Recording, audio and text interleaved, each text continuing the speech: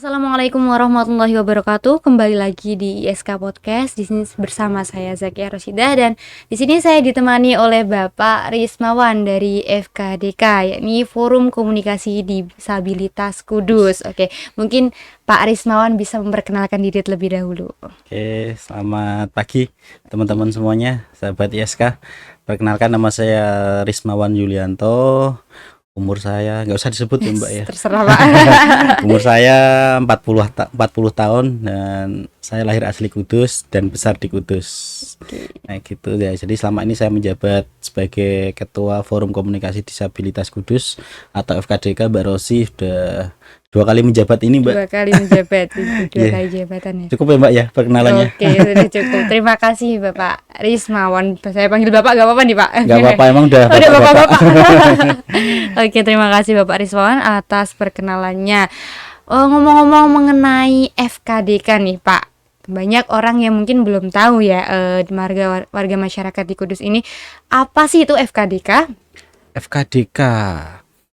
Boleh saya ceritakan sejarahnya ya Mbak boleh ya? banget. Nah, sejarahnya FKDK itu berdiri tahun 2014 Mbak. Jadi udah lama ya? Iya, 2014. Jadi, nah kebetulan kemarin kita 8 tahunnya Mbak. Tanggal 20 November itu. 20 November. Iya, 8 tahun kita. Dan awalnya kita berdiri adalah dari komunitas sepeda motor roda 3 Mbak.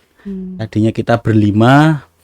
Nah, dari berlima itu kita sepakat bentuk forum komunitas, forum komunikasi yang nggak sekedar cuma kita touring senang-senang naik motor gitu, enggak. Kita pengen ada sebuah forum atau ada sebuah pergerakan yang bisa memperjuangkan nasib teman-teman disabilitas di Kabupaten Kudus. Nah, akhirnya 2014 itu dulu kita bukan FKDK Mbak, namanya KMDK, Komunitas Motor Difabel Kudus. Nah, 2014 itu kita akhirnya sepakat kita dari komunitas ini kita bisa untuk bikin pergerakan yang memperjuangkan teman-teman disabilitas, termasuk hak teman-teman disabilitas. Akhirnya ya terbentuklah itu menjadi Forum Komunikasi Disabilitas Kudus itu. Nah, dari 5 orang itu Mbak, alhamdulillah sampai sekarang kita anggotanya sudah 200-an lebih Mbak. Alhamdulillah dari ya. berbagai macam latar belakang disabilitas. Jadi sejarahnya itu mulai tahun 2014 ya, yang Mbak. mulanya bukan komunitas ya, tapi komunitasnya lebih ke motor roda 3. Lalu karena mempunyai sama-sama mempunyai latar belakang yang sama, jadi membentuklah komunitas seperti terus itu. Di samping itu kita melihat karena hak-hak teman-teman disabilitas di Kabupaten Kudus itu sering diabaikan Mbak. Jadi sering nggak pernah dianggap. Kita dianggap, kalau boleh saya bilang itu kita dianggapnya konco wingkeng Mbak. Jadi ada kalau mau dibutuhkan aja baru kita ada gitu. Nah, kita coba perjuangkan hak-hak itu seperti itu Mbak. Oke, jadi awal dari 2014 sampai sekarang ya sudah cukup lama ya Pak. Ya, jadi udah 8 tahun Mbak, 8 tahun, sewindu sudah. Iya. Udah 8 tahun berjalan, progres apa atau program-program apa saja yang sudah terjadi di FKDK sendiri? Ya, kalau kita ada beberapa program ya Mbak ya, yang termasuk ada salah satunya adalah pendampingan untuk teman-teman disabilitas. Itu yang kita lakukan setiap Jumat Mbak. Jadi setiap Jumat itu kami ada Jumat Berkah. Nah, di situ kami itu akan melakukan pendampingan untuk adik-adik, untuk teman-teman disabilitas. Karena banyak sekali Mbak yang di Kabupaten Kudus ini, jadi adik-adik ini, teman-teman disabilitas ini ada yang belum tersentuh bantuan. Terus jadi di samping kita silaturahmi, kita memberikan bantuan, kita juga memberikan pendampingan untuk adik-adik dan keluarga disabilitas. Kalau menurut pandangan saya, jadi ketika hambatan kemandirian teman-teman adik-adik disabilitas itu kadang dari keluarganya Mbak.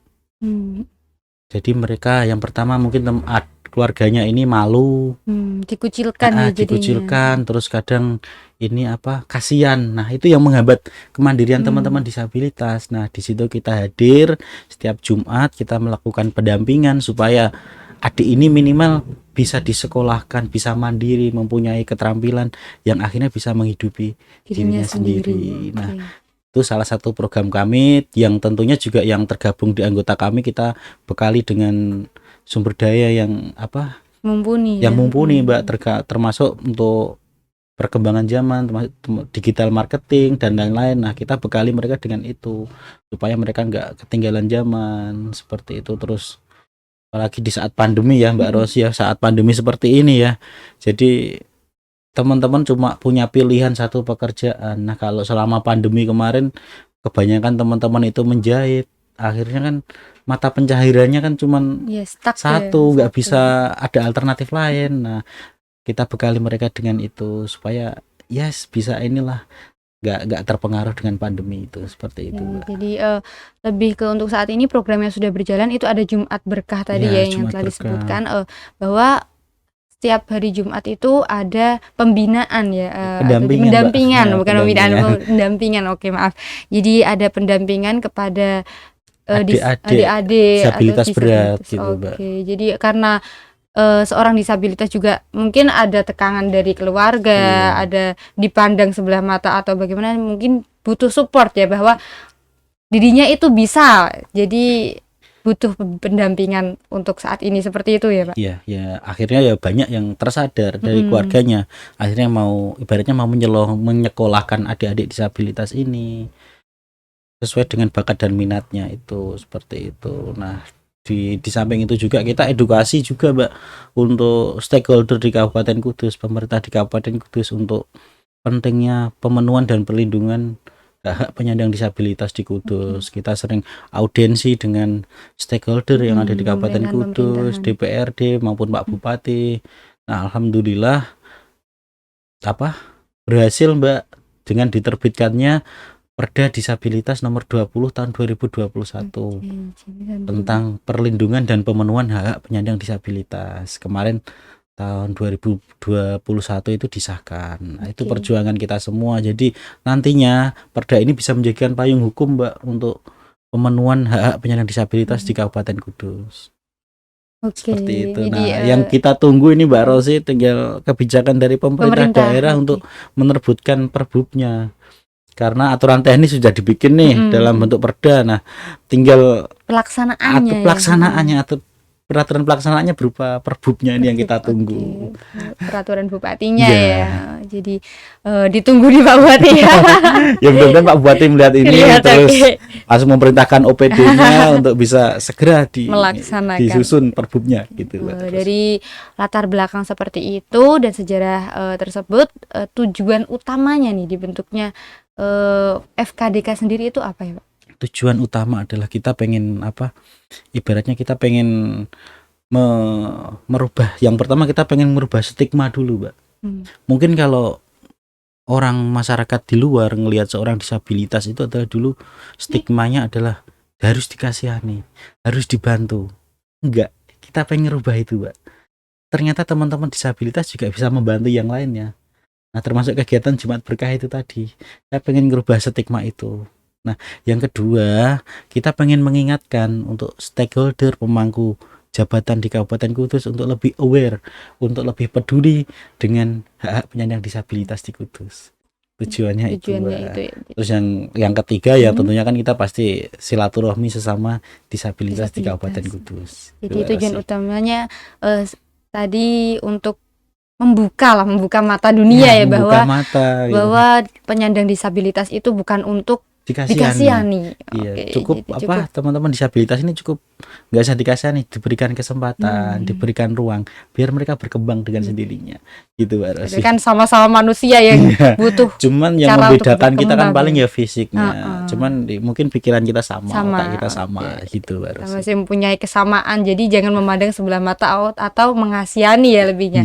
Seperti itu. Dan tujuan kedua kita penyandang jadi FKDK sendiri itu bertujuan untuk ke stakeholder tadi ya, untuk agar lebih aware terhadap isu-isu disabilitas, hak penyandang disabilitas di Kudus. Lebih memperhatikan hak-hak penyandang disabilitas di Kudus. Dan yang ketiga lebih ke silaturahim sendiri. Dan akhirnya tujuan besar kita Mbak, mimpi besar kita untuk sebuah Kudus yang inklusi, Kudus yang ramah difabel, semoga bisa tercapai.